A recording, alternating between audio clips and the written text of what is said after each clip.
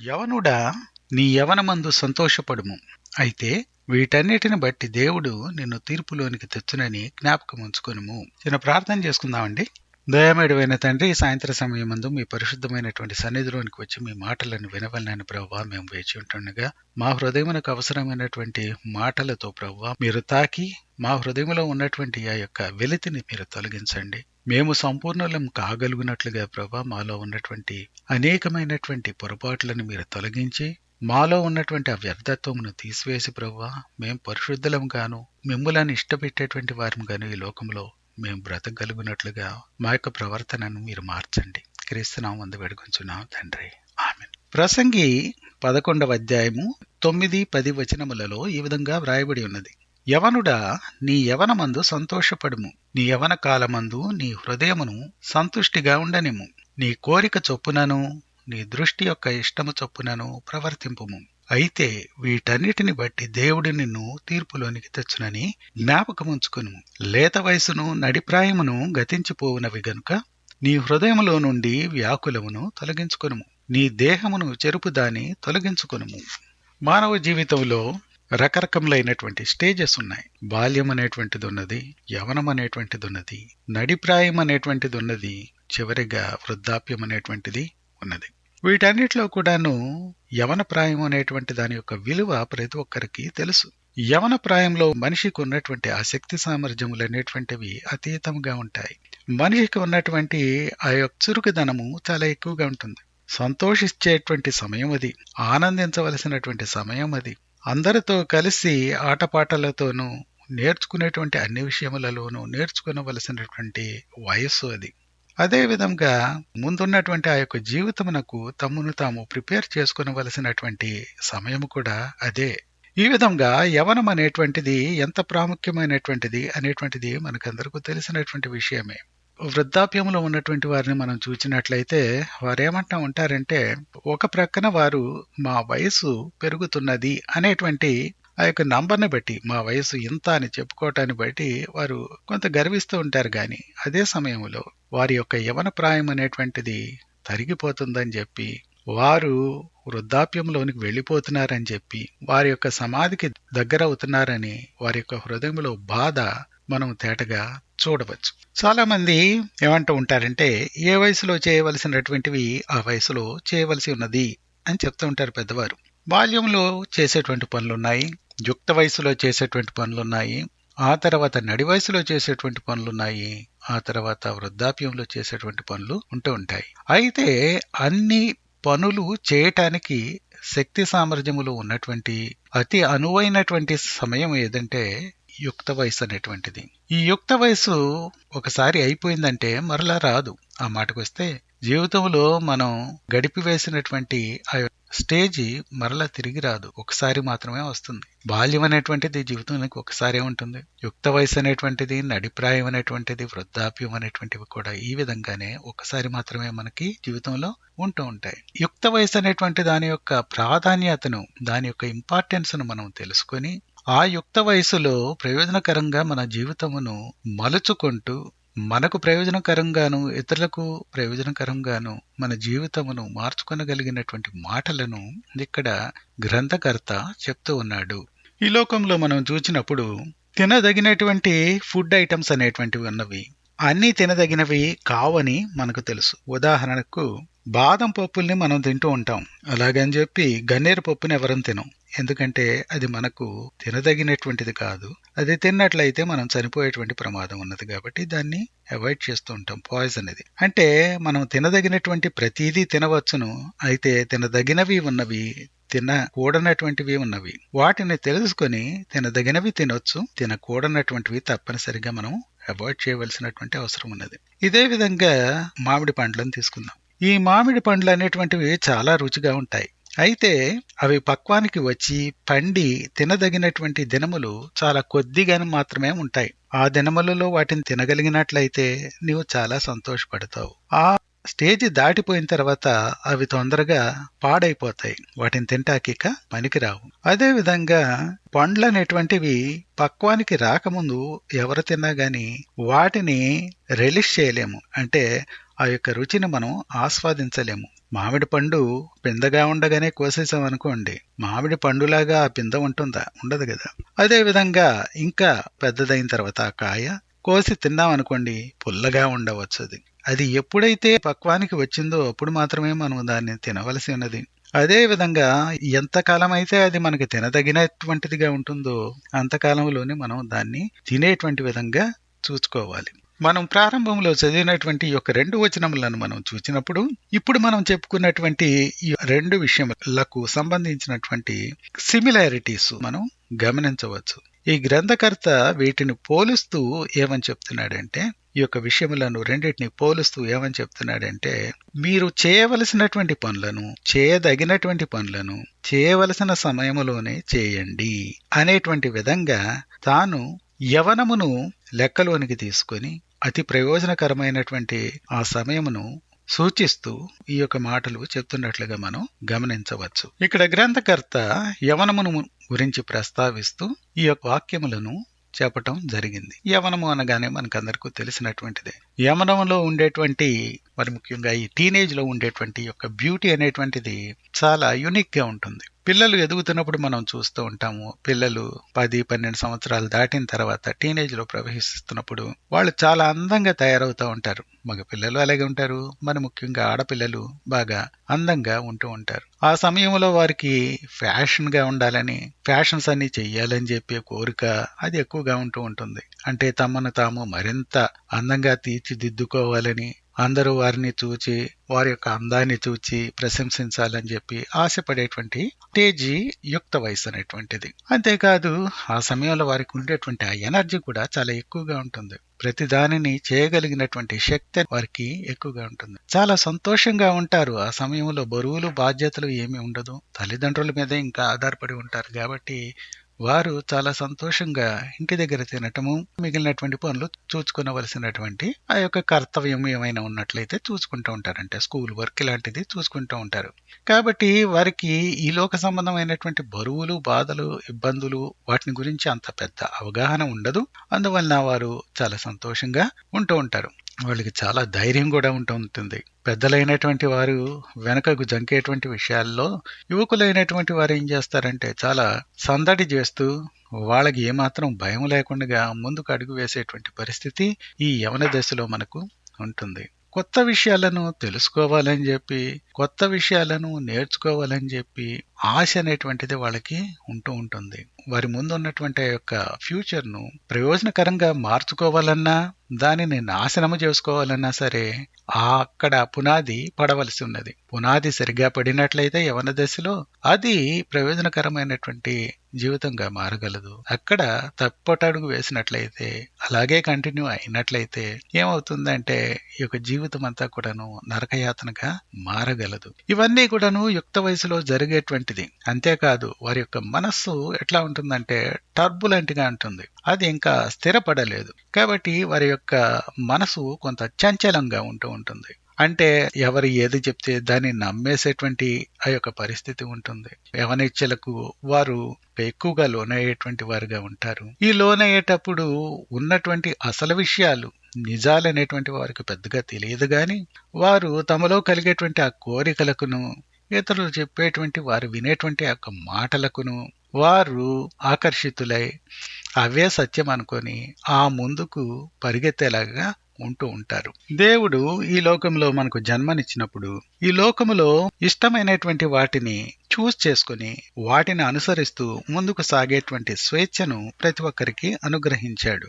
వీటిని చూస్ చేసుకోవటంలో తడబడకుండా పెద్దలు చెప్పినటువంటి మాటలు వింటూ, అనుభవజ్ఞులైనటువంటి వారు చెప్పినటువంటి మాటలు వింటూ, దేవుని యొక్క వాక్యం ఏమైతే సెలవిస్తూ ఉన్నదో ఆ వాక్యము చొప్పున నిలిచి నడుచుకుంటూ ముందుకు సాగేటువంటి వారైనట్లయితే వారి యొక్క జీవితంలో వ్యర్థత్వం అనేటువంటిది తక్కువగా ఉంటుంది. ఆ విధంగా చేయకపోయినట్లయితే జీవితంలో వ్యర్థత్వం అనేటువంటిది చాలా ఎక్కువగా ఉంటుంది. చివరి దినాల్లో వారి యొక్క మనస్తాపన చాలా ఎక్కువగా ఉంటూ ఉంటుంది. మానవులంగా మనము కొన్ని విషయాలు మనము చేయవచ్చును, కొన్ని విషయములను ఏమాత్రము చేయకూడదు. ముందు మనం చెప్పుకున్నాం కదా, ఏమని చెప్పుకున్నామంటే అన్ని తినదగినవి కావు, తినదగినవిగా ఉన్నవని చెప్పి అన్నిటినీ మనం తినకూడదు. కొన్నిటిని తినవచ్చును, కొన్నిటిని తినకూడదు. అదే విధంగా చేయగలము అని చెప్పి ప్రతి విషయమును మనము చేయుటకు సాహసించకూడదు. కొన్ని విషయములు అస్సలు చేయకూడనటువంటివి ఉన్నవి. కొన్ని విషయములు కొంతవరకు చేయవచ్చును. ఆ పరిధిలో ఉన్నంత వరకు అది మంచిదే, సక్రమమైనటువంటిదే. అయితే పరిధిని దాటినట్లయితే అది పనిషబుల్, అంటే దానికి శిక్ష అనేటువంటిది తప్పనిసరిగా ఉంటుంది. ఈ రెండు విషయాలు మనం గుర్తుపెట్టుకోవాలి. చేయకూడనటువంటివి ఏవో మనము నిర్ణయించుకోవాలి. అదే విధంగా కొన్ని పరిధులకు లోబడి ఆ పరిధుల లోపల మనము చేయగలిగినటువంటి విషయములను ఆ పరిధులలోనే చేయవలసి ఉన్నది. ఇది దేవుని యొక్క వాక్యము సెలవిచ్చేటువంటి మాట. ఈ లోకము కూడా అదే విధంగా చేయవలనని చెప్పేటువంటి మాట.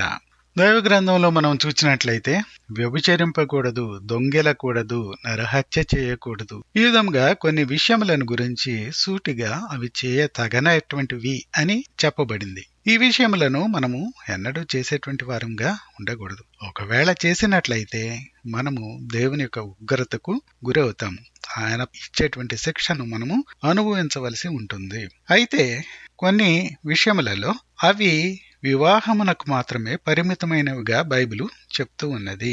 వివాహమునకు బయట ఆ విషయములు జరిగినట్లయితే వాటిని తప్పిదములుగాను పాపంగాను దేవుని యొక్క వాక్యము సెలవిస్తూ ఉన్నది. కాబట్టి పరిమితులు అనేటువంటిది లేనటువంటిది కొన్ని ఉన్నవి, చేయకూడనటువంటివి. వాటికి పరిమితి అనేటువంటిది ఏమీ లేదు. అవి చేయకూడదంటే చేయకూడదంతే. అదే విధంగా కొన్ని పరిమితులకు లోనైనటువంటివి ఉన్నవి. వివాహ జీవితమునకు మాత్రమే పరిమితమైనటువంటివి కొన్ని అంశములు బైబిల్లో ఉన్నట్లుగా మనం చూస్తూ ఉన్నాము. ఈ యొక్క యవన దశలో ఉన్నప్పుడు శరీరంలో మార్పులు చేసుకుంటూ ఉంటాయి. ఈ మార్పులు జరగటం వలన ఏం జరుగుతుందంటే, మొట్టమొదటిగా ఆపోజిట్ సెక్స్ అనేటువంటి దానికి ఆకర్షితులవుతాం అనేటువంటిది అది న్యాచురల్ గానే జరుగుతూ ఉంటుంది. అంటే బాయ్స్ అయినట్లయితే గర్ల్స్ వైపునకు ఆకర్షింపబడుతూ ఉంటారు. అదే గర్ల్స్ అయినట్లయితే బాయ్స్ వైపునకు ఆకర్షింపబడటం అనేటువంటిది న్యాచురల్ గానే సంభవిస్తూ ఉంటుంది శరీరంలో జరిగేటువంటి మార్పులను బట్టి. అయితే దైవ గ్రంథములో మనం చూసినప్పుడు వాటిని మనము నియంత్రించుకుంటూ అవి ఎలా మనలను ప్రేరేపిస్తే ఆ విధంగా ముందుకు సాగకుండగా దైవ చిత్తము చొప్పున, దైవ వాక్యము చొప్పున మనము ముందుకు సాగేటువంటి వారముగా ఉండాలి. ఇక్కడ గ్రంథకర్త యూత్ ని ఫోకస్ చేసుకుని ఈ మాటలన్నీ చెప్తా ఉన్నాడు. ఎందుకు చెప్తున్నాడంటే, యవన దశలో యవన ఇచ్చలు అనేటువంటివి చాలా ఎక్కువగా ఉంటూ ఉంటాయి. యవన దశలో ఉన్నటువంటి ఆ యొక్క ఇచ్చలు శరీర సంబంధమైనవిను, చంచలమైనటువంటి ఆ యొక్క బుద్ధి, ఇవన్నీ కూడాను ఆ తర్వాత క్రమక్రమంగా క్రమపరచబడుతూ ఉంటాయి. ఎక్కువగా వల్నరబుల్ పీపుల్ ఎవరంటే ఈ శరీరేచ్ఛలకు యవనస్తులైనటువంటి వారు. కాబట్టి వారిని ఉద్దేశిస్తూ ఆయన ఈ మాటలు చెప్తూ ఉన్నాడు. ఈ యవన దశలో ఉన్నప్పుడు అనేక మంది తప్పుదారి పట్టేస్తూ ఉంటారు. దానికి కారణం ఏంటంటే, మొట్టమొదటిది శరీరంలో చేసుకునేటువంటి యొక్క మార్పులను బట్టి, రెండవది మనకు సరైనటువంటి అవగాహన లేనటువంటి స్థితిని బట్టి ఎవరు ఏది చెప్తే దాని ప్రకారమే ముందుకు సాగేటువంటి ఆ యొక్క లక్షణం ఉండటం వలన ఈ విధంగా చాలాసార్లు జరుగుతూ ఉంటుంది. మన లోపల ఉన్నటువంటి ఇచ్చల వలన మనము వాటిని కంట్రోల్ చేసుకోలేనప్పుడు దారి తప్పి మనము ప్రవర్తించటం అనేటువంటిది జరుగుతూ ఉంటుంది. రెండవది, స్నేహాల ద్వారా ఇవి పెరగవచ్చు, తగ్గవచ్చు.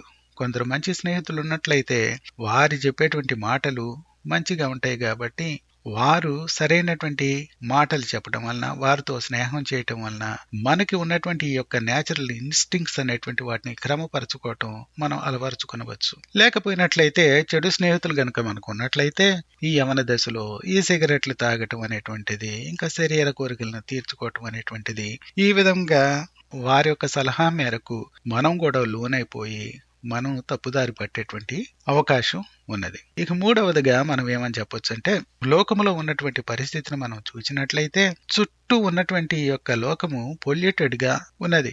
ఎక్కడ చూసినప్పటికీ విచ్చలవిడితనం అనేటువంటిది మనం చూస్తూ ఉన్నాము. సినిమాలలో గాని, లేకపోతే ఈ ఎంటర్టైన్మెంట్ కానివ్వండి, గేమ్స్ జరిగేటువంటి సమయంలో సహితము ఎక్కడ చూసినప్పటికీ పొల్యూటెడ్ వరల్డ్. అంత చుట్టూ మనకు అదే మాటలు, అదే రకమైనటువంటి ప్రవర్తన, అదే రకమైనటువంటి పరిస్థితులు కనపడటం వలన దాని వలన చాలా ప్రభావితం అవుతున్నారు యూత్ అనేటువంటి వారు. తర్వాత కమ్యూనికేషన్ మీద కూడా డిపెండ్ అవుతుంది. ఇప్పుడు ఉన్నటువంటి కమ్యూనికేషన్ ఒకప్పుడు లేదు. ఒక మనిషితో మరి ఒక మనిషి కమ్యూనికేట్ చేయాలంటే ఇప్పుడు ప్రతి ఒక్కరికి సెల్ ఫోన్స్ అనేటువంటివి వచ్చినవి.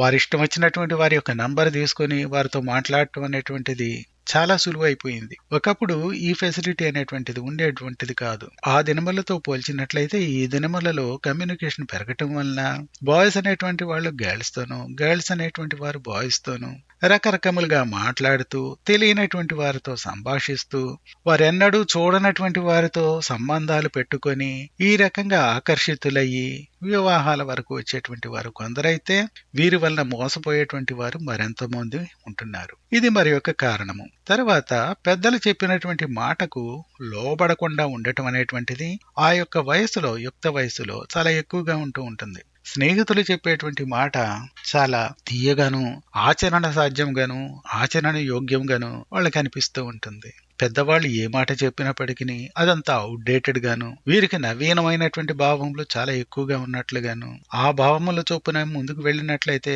లోకములో ఉన్నటువంటి ఆ యొక్క నవీనత అంతా కూడా వీరిదే అన్నట్లుగా ముందుకు సాగిపోవటం అనేటువంటిది మనం చూస్తూ ఉంటాం. ఇది లోపల ఉన్నటువంటి యొక్క నేచర్ని బట్టి, ఆ వయస్సును బట్టి వీరికి సంక్రమిస్తూ ఉంటుంది. తర్వాతది వెర్రితనం అనేటువంటిది. వెర్రితనం అనేటువంటిది ఈ యుక్త వయసులో చాలా ఎక్కువగా ఉంటూ ఉంటుంది. ఏది చూసినప్పటికీ వెర్రితనంతో పరిగెట్టేటువంటి స్థితి, ఎవరైనా ఏదైనా చెప్తే దాన్నే నమ్మేసేటువంటి స్థితి.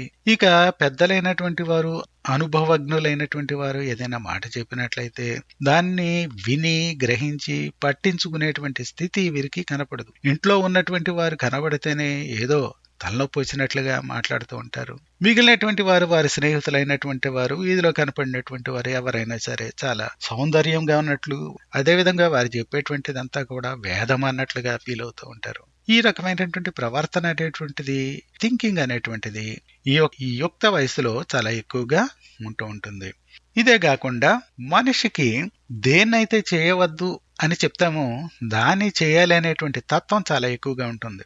మనం ఉదాహరణకు ఆదాము హవ్వలను తీసుకున్నప్పుడు దేవుడు వారితో ఒకే ఒక మాట చెప్పాడు. ఏమన్నాడంటే, తోటలో ఉన్నటువంటి అన్ని ఫలములను తినండి, ఆ ఒక్క ఫలము తప్ప అని చెప్పాడు. అయితే ఆ ఒక్క ఫలమే ఎందుకు తినకూడదు, దాన్ని తింటే ఏమవుతుంది అనేటువంటి ఆ యొక్క నేచరు, హ్యూమన్ నేచర్ అనేటువంటిది దేన్నైతే మనం చేయకూడదు అని చెప్తూ ఉంటామో, ప్రొహిబిటెడ్ థింగ్ ఏదైతే ఉన్నదో దాన్ని చేయలేనటువంటి తపన మనిషిలో చాలా ఎక్కువగా ఉంటూ ఉంటుంది న్యాచురల్ గానే. ఆ కారణం కూడా మన యొక్క బాట తప్పిపోవటానికి యుక్త వయసులో ఒక కారణంగా మనకు ఉంటూ ఉంటుంది.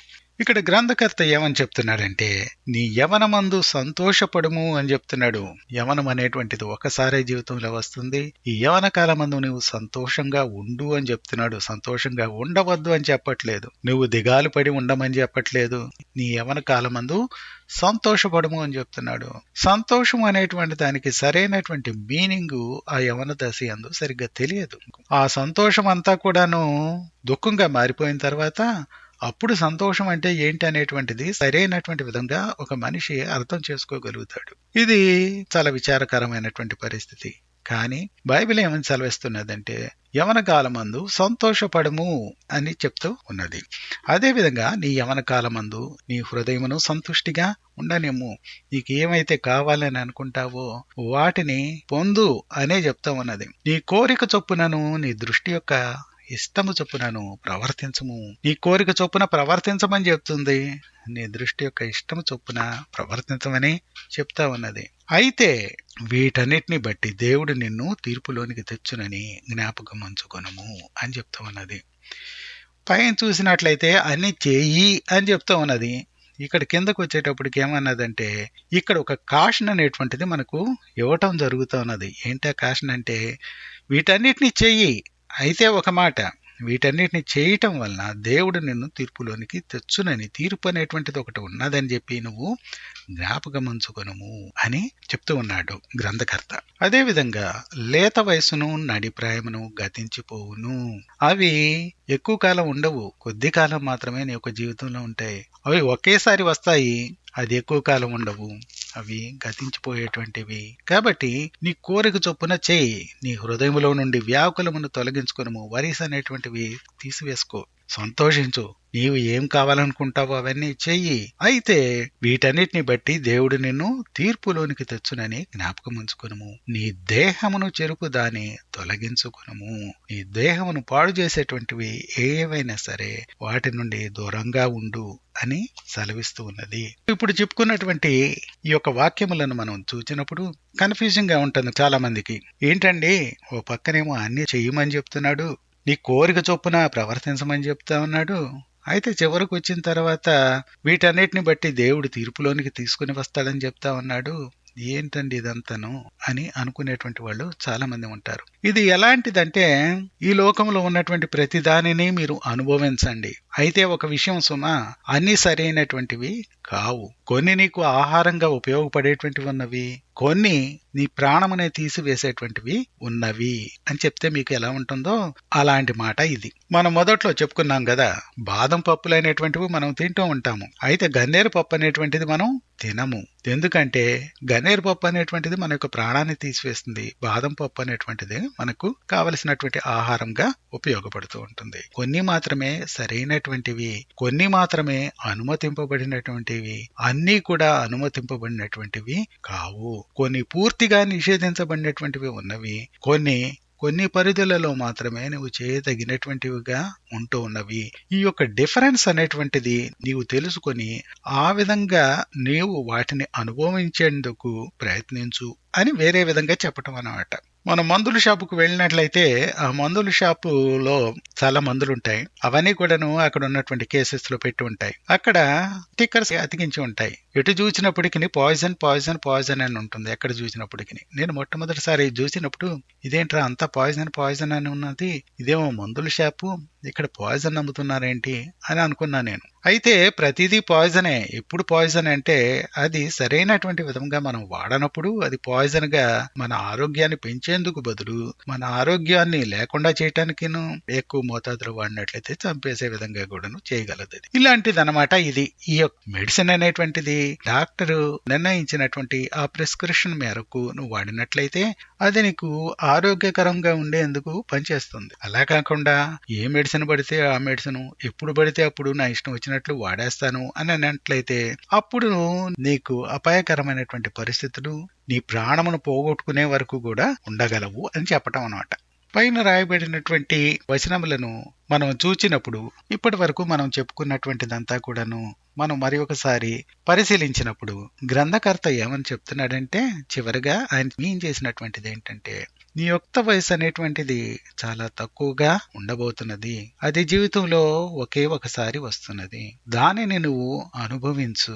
దేవుడు ఏ విధంగానైతే దానిని నీకు అనుభవించే నిమిత్తం ఇచ్చాడో దాని యొక్క పరిధులలో ఏవైతే ప్రొహిబిటెడ్ కాకుండా ఉన్నాయో వాటన్నిటినీ నువ్వు అనుభవించవచ్చు. అయితే వాటిని దాటి పక్కకు వెళ్ళినట్లయితే నీకు శిక్ష తప్పదు అనేటువంటి మాట ఇక్కడ చెప్తా ఉన్నాడు. అదే సమయంలో ఇంకా ఏమని చెప్తున్నాడంటే, నీ యొక్క జీవితంలో నీ యొక్క యుక్త వయసులో నీకు లోపల నుండి వచ్చేటువంటి కోరికలు ఎన్నో ఉంటాయి. నీ యొక్క ఆశలు అనేటువంటివి, నీ యొక్క తలంపులు అనేటువంటివి, నీవు పరిధిని దాటి దూరంగా వెళ్ళిపోవాలనేటువంటి ఆ యొక్క కోరికలు నిన్ను అనునిత్యం వెంబడిస్తూ ఉంటాయి. వీటి విషయంలో నువ్వు చాలా జాగ్రత్తగా ఉండాలి. నువ్వు జ్ఞాపకం ఉంచుకో, జీవితం తర్వాత ఒక జడ్జిమెంట్ అనేటువంటిది ఉన్నది. ఆ జడ్జిమెంట్ లో నీవు పరిధి దాటి ప్రవర్తించినటువంటి ప్రతిదానికి, చేయకూడనివి చేసినప్పటికీ, చెయ్యవలసినవి చేయకుండా ఉన్నప్పటికీ నీకు శిక్ష తప్పదు అనేటువంటి మాటను ఇక్కడ పరోక్షంగా ఈయన చెప్తూ ఉన్నాడనమాట. ప్రసంగి ఈ యొక్క మాటలను ప్రత్యేకంగా యవనస్తులకు చెప్తూ ఉన్నాడు. యవనస్తులకు ఎందుకు చెప్తున్నాడంటే, యవన దశ అనేటువంటిది చాలా కీలకమైనటువంటి దశ. ఇది అనేకులు తప్పిపోయేటువంటి దశ. నీ యొక్క జీవితమును సరైనటువంటి విధంగా ముందుకు తీసుకుని వెళ్ళగలిగిన దానికి పునాది వేసుకోవాలన్నా, ఆ పునాది కాకుండా అక్కడ నుండి జీవితంలో తప్పిపోయేటువంటి దానికి పునాది వేసుకోవాలన్నా ఇక్కడే రెండిటికి సంబంధించినటువంటి పునాది పడవలసి ఉన్నది. నీవు పునాది సరిగా వేసుకున్నట్లయితే, మంచిదానికి నీ యొక్క పునాది వేసుకున్నట్లయితే సరైనటువంటి దిశలో నీ యొక్క జీవితం ముందుకు వెళ్లేందుకు ఉపయోగపడుతూ ఉంటుంది. 100కి 80కి పైగా యవనస్తులు ఈ యొక్క స్టేజెస్ లో తప్పిపోతూ ఉంటారు. కొన్నిసార్లు తప్పిపోయినటువంటి వారు తమ యొక్క జీవితమును సరిచేసుకునేందుకు వీలవుతూ ఉంటుంది కొంతమందిలో. అయితే కొంతమంది ఎన్నటికీ సరిచేసుకొనకుండా అదే విధంగా కొనసాగటం వలన వారి యొక్క జీవితంలో అస్తవ్యస్తమైపోయి తెలివిగలనటువంటి విద్యార్థులైనప్పటికీ తమ జీవితంలో ఎంతో దుర్భరమైనటువంటి గతిని అనుభవించటం అనేటువంటిది తర్వాత మనం చూడవచ్చు. ఈ యవన దశలో నువ్వు వేసుకున్నటువంటి యొక్క పునాది చొప్పున నీ నడి వయసు అనేటువంటిది ఆ పిమ్మట నీ యొక్క వృద్ధాప్యం అనేటువంటిది ఆధారపడనై ఉన్నది. ఈ కారణం చేత ప్రసంగి యవనస్తులను ఉద్దేశించి తను ప్రత్యేకంగా చెప్తూ ఉన్నట్లుగా మనం ఇక్కడ చూడవచ్చు. యవన దశ అనేటువంటిది బహు చంచలమైనటువంటి దశ. ఎవరు ఏది చెప్తే నమ్మేసేటువంటి దశ. లోకంలో కనపడేటువంటిదంతా కూడాను మనకు కళ్లకు కనబడుతున్నది కాబట్టి, మన చెవులకు వినబడుతున్నది కాబట్టి వాటి వైపునకు మనం ప్రభావితమైపోయి దూరంగా వెళ్లిపోయేటువంటి ఆ యొక్క దశ. స్నేహితులు చెప్పేటువంటి మాటలు చాలా తీయగా ఉండటం వలన, దుష్టులు చెప్పేటువంటి మాటలు చాలా తీయగా ఉండటం వలన మనము తప్పుదారి పట్టేసి లోకంలోనికి వెళ్లిపోయేటువంటి పరిస్థితులు చాలా ఎక్కువగా ఉంటాయి. ఇక్కడ ప్రసంగి చెప్తున్నటువంటి విషయం ఏమిటంటే, నీ యొక్క జీవితంలో నిన్ను మోసపరచగలిగినటువంటివి అనేకమైనటువంటివి ఉన్నవి. ఇవన్నీ కూడా నీకు యుక్త వయసులో ఎదురవుతూ ఉంటాయి. వీటికి సంబంధించినటువంటి నిర్ణయములను తీసుకునేటప్పుడు నువ్వు చాలా చాలా జాగ్రత్తగా ఉండి ముందుకు వేసేటువంటి ప్రతి అడుగులోనూ నీ నిర్ణయమును చాలా జాగ్రత్తగా తీసుకునవలసి ఉన్నది. ఎందుకంటే ఇది రానయ్యున్నటువంటి నీ యొక్క నడి వయసులోను, నీ యొక్క వృద్ధాప్యంలోను, నీ తదుపరి జీవితం అనంతటినీ కూడాను ఇది నిర్ణయించేటువంటి స్థాయి కాబట్టి, స్టేజ్ కాబట్టి నువ్వు చాలా జాగ్రత్తగా ఉండవలసినది అని చెప్తూ ఉన్నాడు. అనేక మంది యవనస్తులను మనం ఈ లోకంలో చూస్తున్నప్పుడు వారిలో తెలియనటువంటి వెలితి అనేటువంటిది మనము వారితో మాట్లాడినట్లయితే చెప్తూ ఉంటారు. వారిలో అన్సర్టనిటీ ఆఫ్ టుమారో అనేటువంటిది ఎక్కువగా మనం చూడవచ్చు. వారు ఏదో లోకంలో పుట్టాము, పెరిగాము, సాగుతున్నాము అనేటువంటి ధ్యేయముతోనే ముందుకు వెళుతున్నారు తప్ప లోకములో వారికి ఉన్నటువంటి ఆ యొక్క గురి ఏమిటి, గమ్యం ఏమిటి, ఈ లోకము మన బ్రతుకు అయిపోయిన తర్వాత మరి ఒక లోకం అనేటువంటిది ఉన్నదా, మరి ఒక జీవితం అనేటువంటిది ఉన్నదా, నేను చనిపోయినప్పుడు నా యొక్క ఆత్మకు ఏమవుతుంది, నేను ఎక్కడ నా నిత్యత్వమును గడపనై ఉన్నాను, ఇలాంటి విషయములను గురించి వారు ఏవీ ఆలోచించరు. ఈ దినములలో ఈ తల్లిదండ్రులు సహితము ఎలా తయారయ్యారంటే ఈ లోక సంబంధమైనటువంటి ఆశలతోనే పిల్లలను పెంచేటువంటి స్థితిలోనికి వెళ్లిపోతున్నారు. వాళ్ళు ఇంటర్మీడియట్ కు రాగానే ఏదో కార్పొరేట్ కాలేజీలో పెట్టడము, ఆ తర్వాత ఎక్కడో ఒక ప్రొఫెషనల్ కాలేజీలో జాయిన్ చేయటము, ఆ తర్వాత ఈ లోక సంబంధంగా వారు ఏదో సుఖ సౌఖ్యములతో ముందుకు వెళతారనేటువంటిది ప్రతి ఒక్కరి భావన. మంచిదే, వారంతా అలా చదువుకున్నట్లయితే, వారు ముందు పైకి వచ్చినట్లయితే, జీవితంలో గనక తమ కాళ్లపై తాము ఆధారపడి ముందుకు వెళ్ళగలిగినట్లయితే చాలా సంతోషం. అయితే వారిలో అంతకన్నా ముందు ప్రవేశపెట్టవలసినటువంటివి కొన్ని ఉన్నాయి. అది యవన దశకు ముందే బాల్య దశలోనే ప్రవేశపెట్టాలని దేవుని వాక్యం సెలవిస్తున్నది. బాలుడు నడవవలసినటువంటి త్రోవను వారికి నేర్పుము, వాడు పెద్దవాడైనప్పుడు దాని నుండి తొలగిపోడు అని వాక్యము సెలవిస్తున్నది. ఈ బాలునికి నేర్పవలసినటువంటి విషయములను నేర్పటంలో ఎవరము శ్రద్ధ చూపించం. సండే స్కూలుకు తీసుకెళ్లటం గాని, దేవుని వాక్యంలో వారిని అభ్యసింపచేయటం గాని, ఇంట్లో ప్రార్థన జరపటం గాని, ప్రార్థన వాతావరణం గాని, భార్యాభర్తలు సమాధానంగా ఉంటూ బిడ్డలకు విషబీజములు నాటకుండా వారి యొక్క మనసులు సరైనటువంటి స్థితిలో ఎదిగేలా చూసుకోవటం అనేటువంటిది గాని, వీటన్నిటిలోనూ కొంత అలసత్వం వహించేటువంటి వారు ఉన్నారు. తెలియనటువంటి వారికి ఎంతో మంది ఉన్నారు. అంతా అయిపోయిన తర్వాత ఈ విషబీజములు వారిలో నాటబడి రకరకములైనటువంటి విధములుగా పిల్లలు తిరుగుబాటు స్వభావం చేస్తున్నప్పుడు వెనక్కి తిరిగి చూచి ఎక్కడ మనం తప్పు చేశాము అని వెతుక్కుంటూ అప్పుడు నాలుకకు కరుచుకున్నట్లయితే ప్రయోజనం ఏమున్నది? దేవుని యొక్క వాక్యం సెలవిచ్చినటువంటిది వారు బాల్య దశలోనే ఉండగానే వారిని సరైనటువంటి బాటలో నడిపించమని సెలవిచ్చినది. అది పట్టించుకోలేదు. ఆ తర్వాత ఏదో చేయాలని ప్రయత్నించినట్లయితే ఏం జరగగలదు? కాబట్టి మనము దేవుని వాక్యమును చదివేటప్పుడు తల్లిదండ్రులమైనటువంటి మనము చాలా జాగ్రత్తగా వ్యవహరించాలి.